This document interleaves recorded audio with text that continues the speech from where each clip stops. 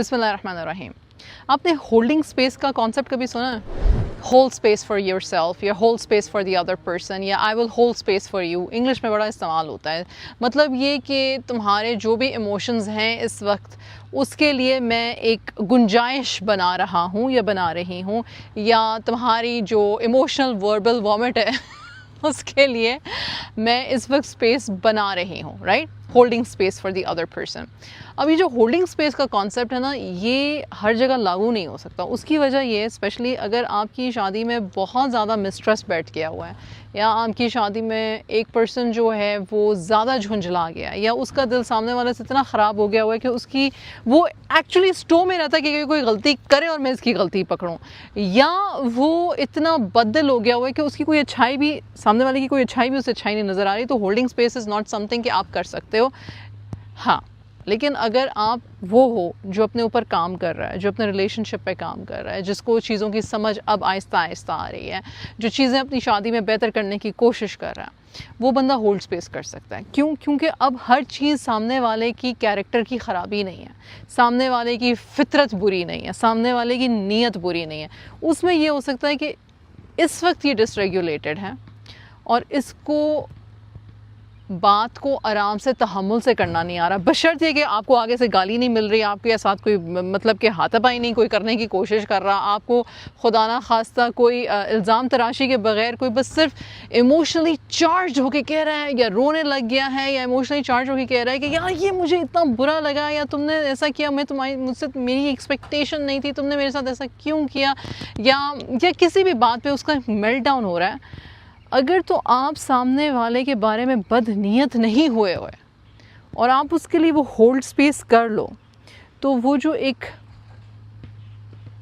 Curve होता है ना इमोशनल डिसरेगुलेशन का आपके ज़ौज का, आप उसको हैंडल कर सकते हो। और ज़रूरी नहीं कि सिर्फ ये फिर आपने ही ठेका उठाया है उसको हैंडल करने का, फिर आप एक दूसरे को ये चीज़ सिखाते हो कि we hold space for each other. हम एक दूसरे को एक सेफ़ स्पेस, एक emotionally safe strong holding space दे सकते हैं। फिर ये एक प्रैक्टिस होती है जो दोनों लोग आपस में एक दूसरे के साथ करते हैं। ये मैं बात इसलिए कर रही हूँ क्योंकि बाज़ औक़ात क्या होता है कि हम इसको कहते हैं कि भाई जब एक जो है ना वो बहुत शदीद गुस्से में है ना, तो दूसरा जो है वो खामोशी से सुन ले। अब भला वो कितनी दफ़ा सुने, वो एक दफ़ा सुने, वो 2 दफ़ा सुने, वो 2000 दफ़ा सुने, वो 25 सालों तक सुनता रहे, वो 30 सालों तक सुनता रहे, वो सुनते सुनते ही फौत हो जाए, मतलब कब तक सुना है? और वो एक नहीं गुस्सा करना है और एक नहीं सुनना है, ये किसने डिसाइड किया, राइट? लेकिन जब आप इसको ये कहते हो ना कि we need to hold space for each other, तो उसमें ये गुंजाइश आप पैदा करते हो कि कभी तुम पागल कभी मैं पागल कभी तुमसे गलती कभी मुझसे, कभी तुम्हें ज़रूरत है इमोशनली अपने आप को अनलीश करने की, और कभी मुझे ज़रूरत है अपने आप को इमोशनली अनलीश करने की। और जब हम दोनों एक दूसरे पर इमोशनली अनलीशमेंट डाल रहे होते हैं, तो फिर बदमज़गी और खफगी जो है वो बढ़ जाती है। तो इसका हल क्या है कि we hold space for each other.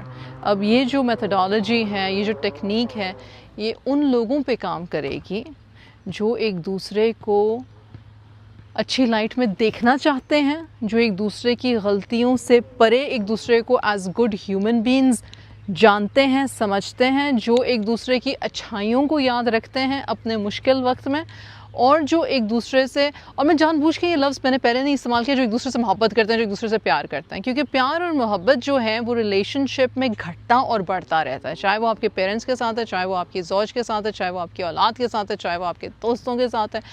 मोहब्बत एक ग्राउंड जिसको कहते हैं ना, एक बेस नहीं हो सकती है।